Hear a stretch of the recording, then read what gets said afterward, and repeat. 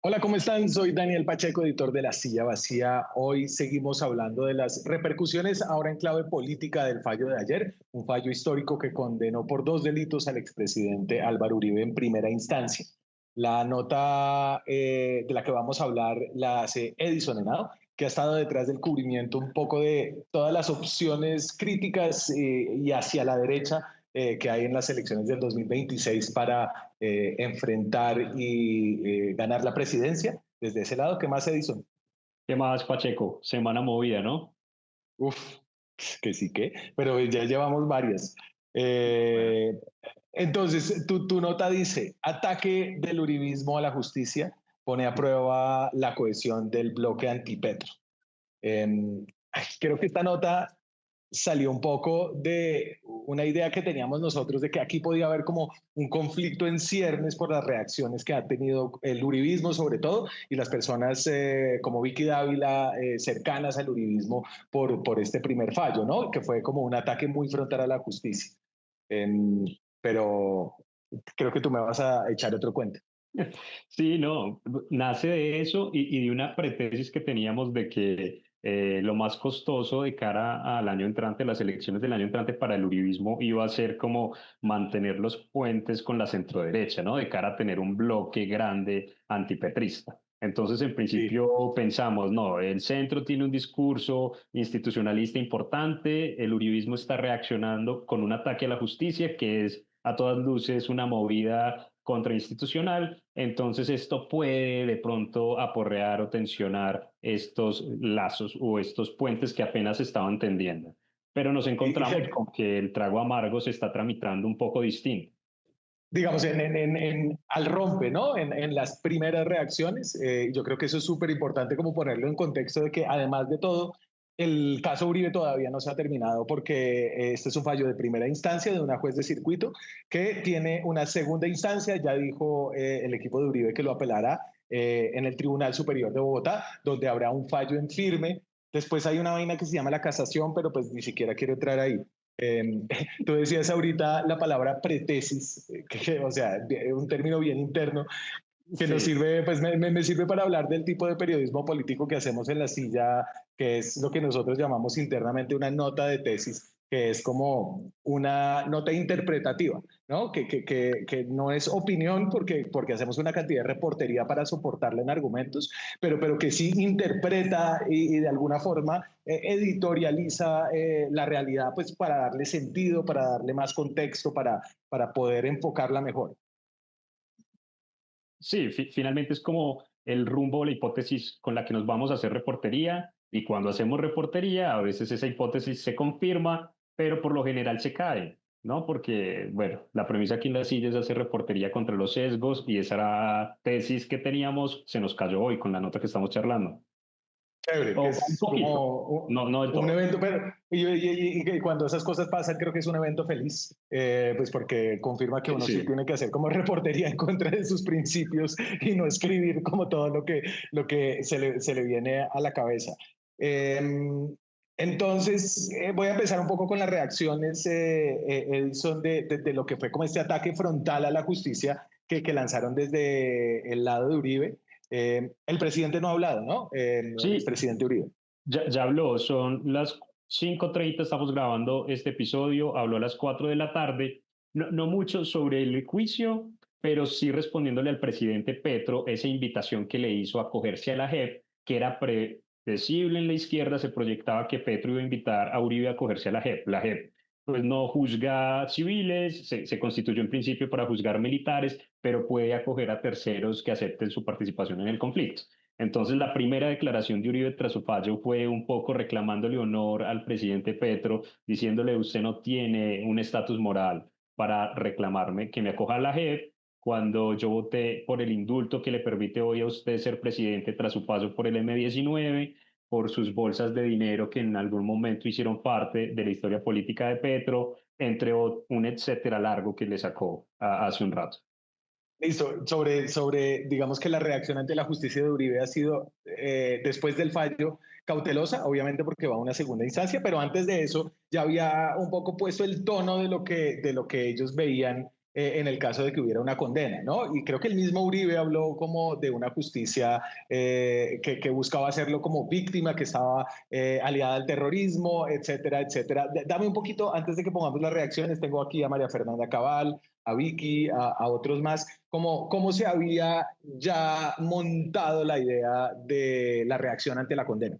Sí, digamos que Uribe está jugando bien el rol que proyectábamos acá en la silla, en las conversaciones con nuestras fuentes, en particular con las fuentes de derecha, y era un rol a dos bandas, es un rol a dos bandas, como un rol más institucional dentro de los márgenes del juicio, porque se viene la segunda instancia, y un rol menos institucional hacia afuera. Entonces, si bien apenas se pronuncia sobre su fallo, fue Uribe quien pavimentó una tesis de lawfare o persecución judicial por la politización de la justicia semanas atrás como ambiente previo a su fallo. Digamos que salió a hablar de una persecución en su contra pavimentada por el petrosantismo, una categoría que él promueve, por La Habana y por otros actores, y en esa narrativa se montó su círculo primario desde antes de este lunes del fallo de la jueza Heredia. Entonces han venido hablando muy rápido como de una persecución política y también de una instrumentalización de la fiscalía por parte del gobierno Petro que ternó a la fiscal general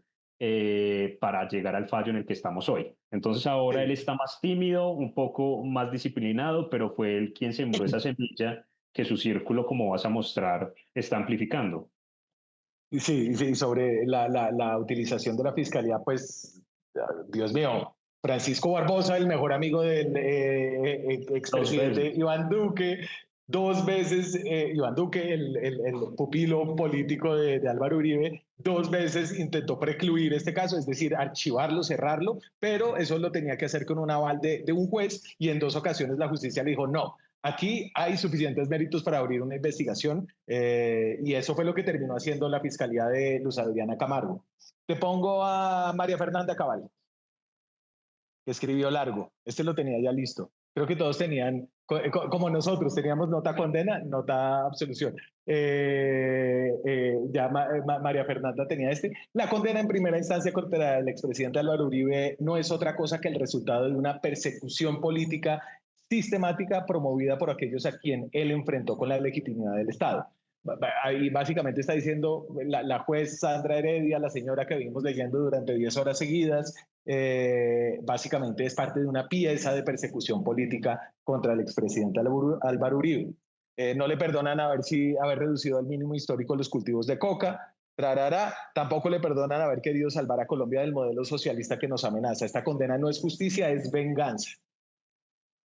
Pero sepan, no nos han derrotado. Esta guerra también la ganaremos de la mano de Dios. Bueno, esto era lo que hablábamos como con un ataque frontal a la justicia que obviamente, antes de entrar a hablar de la cohesión del bloque de oposición, de críticos al gobierno Petro para las elecciones, pues ya pone al uribismo en una posición incómoda frente a su, digamos que discurso de defensa de las instituciones De acuerdo. cuando Petro es el que tensa esas líneas, ¿no?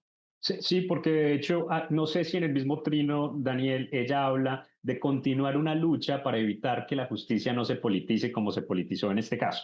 Entonces, como que esa es la premisa de la narrativa de la persecución judicial, pero también de la incoherencia que protagoniza hoy el uribismo como partido de oposición. Esa defensa institucional ha sido justo el centro de su control al gobierno Petro y ahora entonces esas instituciones no nos funcionan tanto, ¿no? Y por el contrario nos Claro. persiguen. Entonces creo como que es un poco como que el cobro que inmediato que debe asumir esa esquina o el peso inmediato que debe asumir esa esquina en tanto esta narrativa que están tratando de posicionar hoy. Que eso realmente es fascinante, como a todo el mundo en este caso, como lo pone a patinar en ese sentido, ¿no? Por otro Claro. lado, está el presidente Petro diciendo, no, la justicia no me deja hacer nada, me tumban todas las leyes y ahora respetemos a la justicia. Eso, Pero, que también permíteme, ahí es sí, un doble rol y eso, para retratar que no solo ocurre de este lado, sino del otro. Ahora, Petro, en su propuesta, Uribe, para acogerse a la JEP, dijo primero que lo iba a cuidar y que iba a cuidar a su familia, ¿no? Un poco como alardeando, o más que alardeando, prometiendo unas garantías. Y antes de eso dijo sí, que no se iba a inmiscuir en el fallo. pero digamos que esas promesas de Petro han estado dominadas porque él mismo se ha inmiscuido en estos procesos. En noviembre pasado, cuando la justicia absolvió a Santiago Uribe, hermano de Álvaro Uribe, de supuestamente haber participado en la constitución del bloque Metro, que no es otra cosa, perdón, de los 12 apóstoles, que es un grupo paramilitar que nació en Antioquia, pues el presidente desestimó el fallo del juez y lo cuestionó. Entonces, en ese momento lo cuestionó, pero ahora sí rodea a la justicia. Entonces, también retrata que en ambas esquinas reinterpretan los fallos según la conveniencia. Claro. Te pongo a Paloma. Para los que aún creen que el fallo contra Álvaro Uribe Vélez no es político, este par de tweets de los exguerrilleros. Y entonces pone pues, a Petro, lo pone al mismo nivel que Timochenko, ¿no? Cuando están hablando un poco de sus reacciones a la sentencia. Y Petro aquí, este es un trino de Iván Cepeda, le asesinaron a su padre cuando su padre era senador de la República de la UP y era también mi amigo y colega. No es venganza que ha sido impulsador como víctima, está duro este trino, como víctima del proceso contra Uribe, ha sido un impulsador de la verdad. Ahí es defensa de Cepeda. Tengo otra.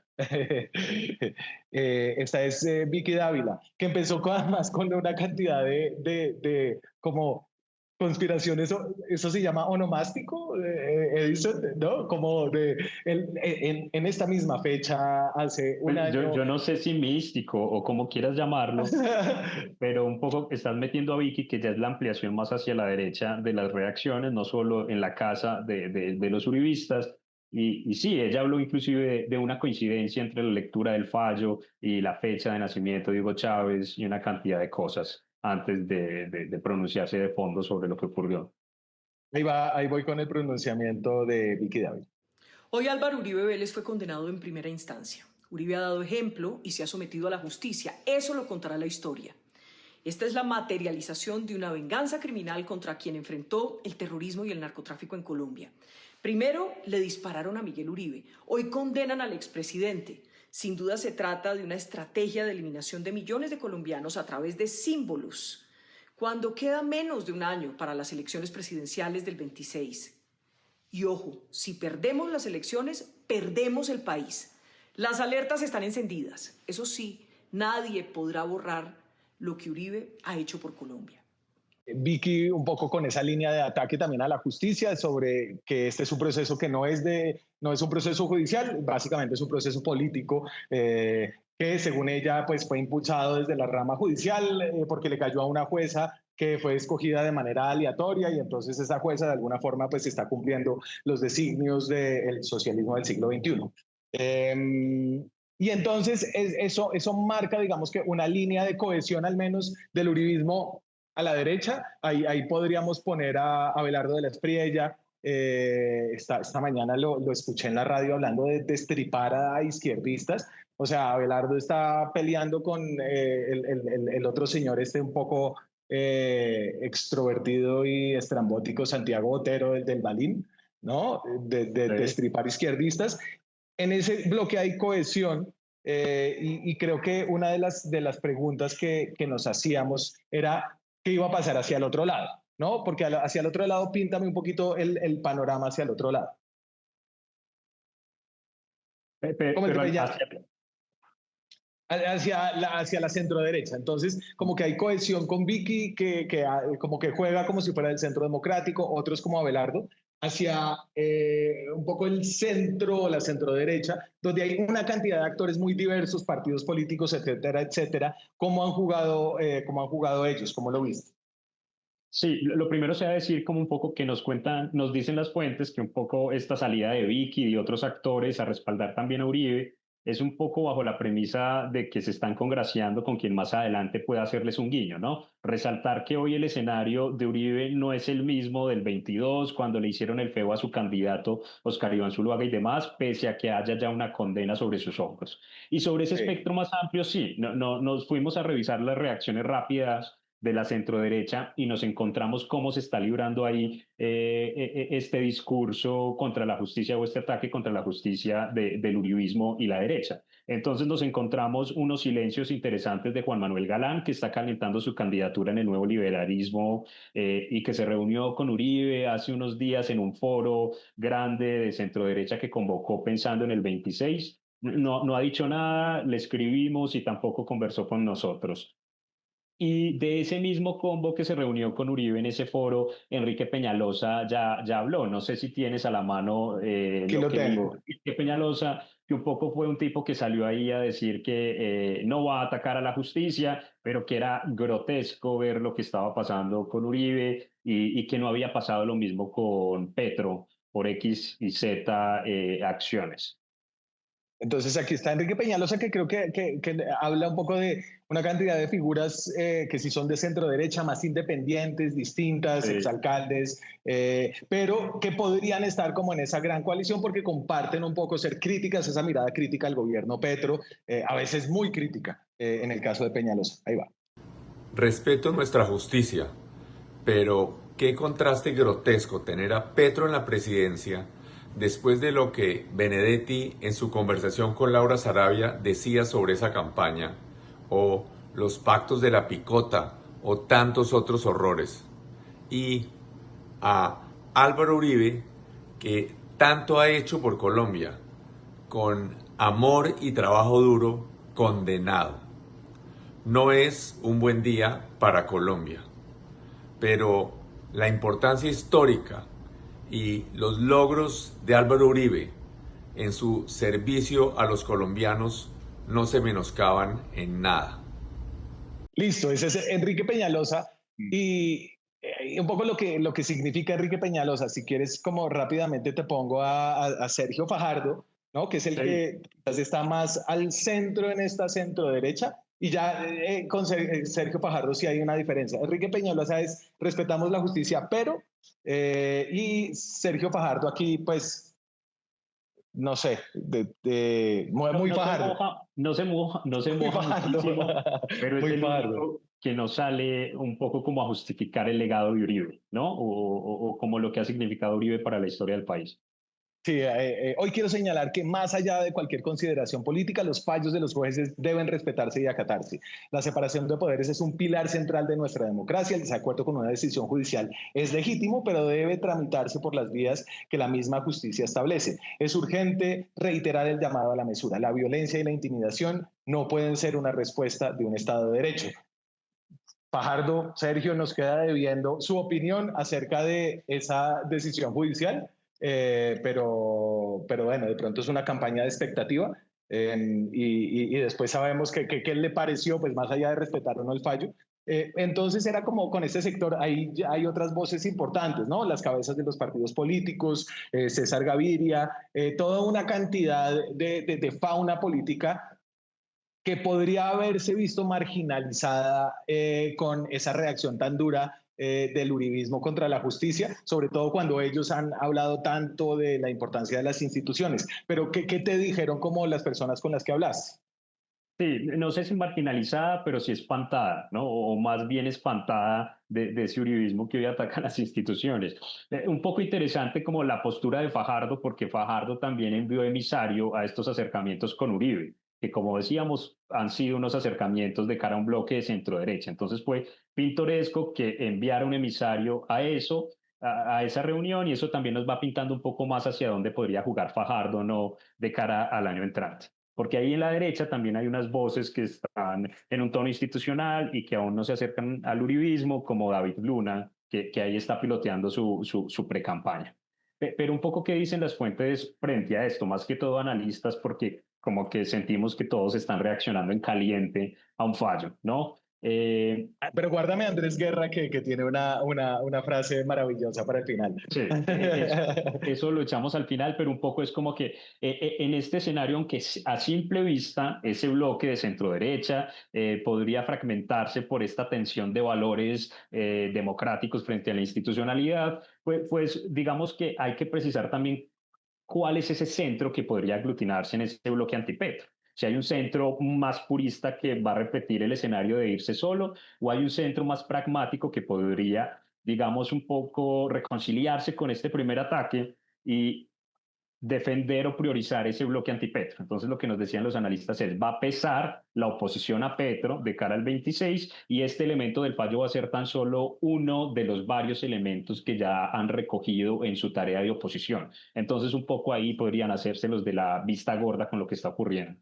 Y también Sí. pues, nos decían que este tono belicoso y de ataque a la justicia podría bajar un poquito e incluso transformarse justo con la segunda instancia que viene en el Tribunal Superior de Bogotá. Digamos que aún esto que estamos grabando es un análisis muy en caliente y que podría perfilarse mejor con ese fallo que debe estar listo antes del 8 de octubre.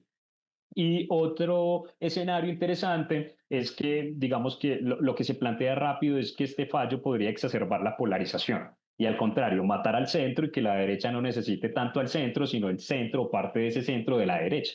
Entonces, Sí. lo que proyectan algunos es que ahora la discusión de el uribismo y la derecha que tienen a su líder condenado, entonces van a sacudir el discurso de que hoy los exguerrilleros están legislando, de que hoy el gobierno Petro está promoviendo un proyecto de sometimiento para reducir las penas de los combos y además en los próximos meses la JEP va a sacar sus primeras condenas y serán muy blandas en comparación a lo que está pasando con Uribe. Y por el lado de la izquierda, para esa polarización, va a estar el discurso un poco de que teníamos razón en nuestros señalamientos de la sombra, quizá paramilitar, que es como el fondo político del juicio contra Álvaro Uribe, el fondo político para la izquierda. Y en caso de pronto, Daniel, de que haya una intervención, no sé, de Sí. Trump o alguna vaina así que se está conversando en este momento, podría refrescarse un discurso también antiimperialista, porque hay voces pidiendo la intervención más que todo en la derecha de Estados Unidos frente a lo que está ocurriendo, frente a ese fallo. Claro, está el espejo de Jair Bolsonaro en Brasil, que está también enfrentando un juicio pues, por haber intentado, presuntamente haber intentado hacer un golpe de Estado.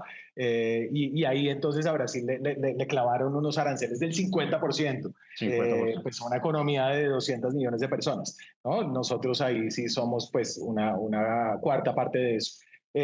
Edison, creo que ahí queda como redondeado que la postura institucional merece, o sea, resiste bastante flexibilidad cuando no le conviene a un sector de la centro derecha. Hay otros que están firmes en su flojera como Fajardo y tírame, cierra con Andrés Guerra, que es uno de los precandidatos del Centro Democrático, que la tienes por ahí o la busco.